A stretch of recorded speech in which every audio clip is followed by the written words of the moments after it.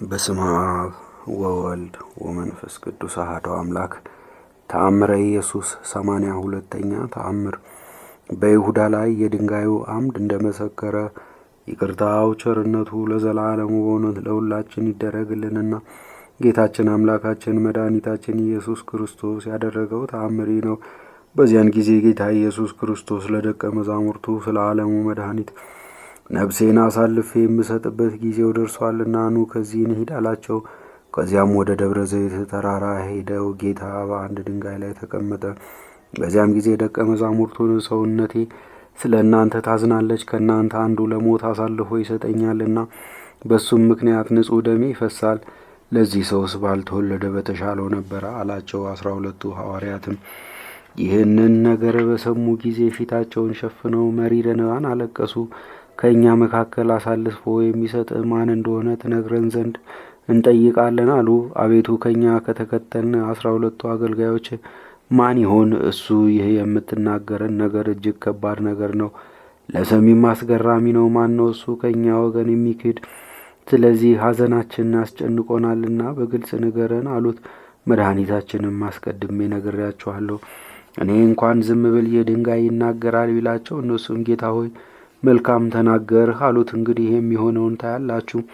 እኔ ከእናንተ መካከል አሳልፎ የሚሰጠኝ ማን ነው እንዳልል እያንዳንዱ እኔ እንጃ እያለ በልቡ የሚናገረውን ወይም የምትሉትን አውቃለሁ። ልቡናችሁን ንጹሕ አድርጉ፣ አታልቅሱ። የሚሆነውን እስክታውቁ ድረስ ቀላል ነው። ይህ በደብረ ዘይት ተራራ ላይ እንደ ምሰሶ የቆመ ድንጋይ በፊታችሁ አሁን ይናገራል። ከዚያም ጌታችን ያን የቆመ ድንጋይ አንተ ግዑዝ ፍጥረት በዚህ በደብረ ዘይት ተራራ ቆመ ያለ ቁም ድንጋይ ከቦታ ተንቀሳቅሰ እኔን ለሞት አሳልፎ የሚሰጠኝ ማን እንደሆነ ለደቀ መዛሙርቶቼ ትነግራቸው ዘንድ አዝዣለሁ አለው። በዚያንም ጊዜ ያ ቁም ድንጋይ ፈጥኖ ከቦታው ተነቅሎ ደቀ መዛሙርቱን ዞራቸውና ከጌታ ራስ በላይ እንደ ዘውድ ሆኖ ቆመ። ዳግመኛም በአስቆሮቱ በይሁዳ ራስ ላይ መዞር ጀመረ። የአስቆሮቱ ይሁዳም የድንጋዩ አምድ ከእሱ ራስ ላይ በቆመ ጊዜ ፈጽሞ አዘንና ጌታን ጌታ ሆይ ከእኛ መካከል አሳልፎ የሚሰጥ እኔ ወይም ሌላ እንደሆነ እናውቅ ዘንድ በሁላችን ላይ ድንጋዩ እንዲዞር እዘዝ አለው። ጌታችንም ዳግመኛ ያን የድንጋይ አምድ በሁላቸውም ራስ ላይ የዞርክ ወይም እየተሽከረከርክ እኔን ለሞት አሳልፎ ለመስጠት ፈቃደኛ ማን እንደሆነ ትናገር ዘንድ አዝሃለሁ አለው። በዚህም ጊዜ ያዕቆብ ድንጋይ በመፍራትና በመንቀጥቀጥ በይሁዳ ራስ ላይ ተሽከረከረ። ከዚያም እጅግ የሚያስደነግጥ ቃል ወጥቶ የአስቆሮቱ የስምዖን ልጅ ይሁዳ ሆይ ወዮልህ ማለት ጀመረ። በዚህም ወራት ይህ ሐዘን በልብ ውስጥ ይውላላል። የእግዚአብሔርን ልጅ ጌታ ኢየሱስ ክርስቶስን ብዙ ጊዜ ለሞት አሳልፈ ለመስጠት ትመኝ ነበርና ይሁዳ ሆይ በረከትን እምቢ ብለህ ከአንተ ያራቅሃት መርገምን እንደ ልብስ የተጎናጸፍካት ወዮልህ።